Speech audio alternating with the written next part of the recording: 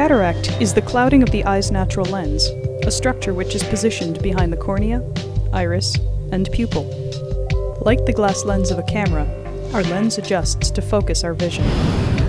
The lens is mostly made up of water and protein. As we age, these proteins change and may begin to clump together, obscuring portions of the lens.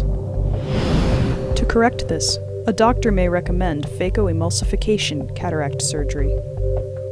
Before the procedure, the surgeon numbs the area with anesthesia. Pressure may also be applied to decrease the internal pressure within the eye. This will lower the chances of complications later in the surgery.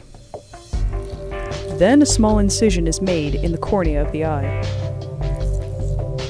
Fluids are injected into this incision to support the surrounding structures.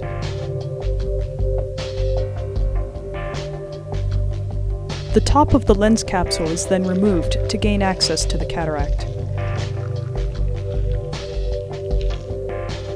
The surgeon then uses ultrasonic waves to fragment and emulsify the clouded portions of the lens.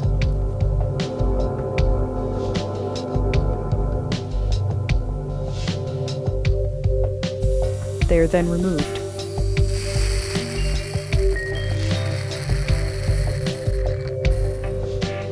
Once the cataract is removed, an intraocular lens, or IOL, will be placed into the empty lens capsule. Small struts will hold it in place.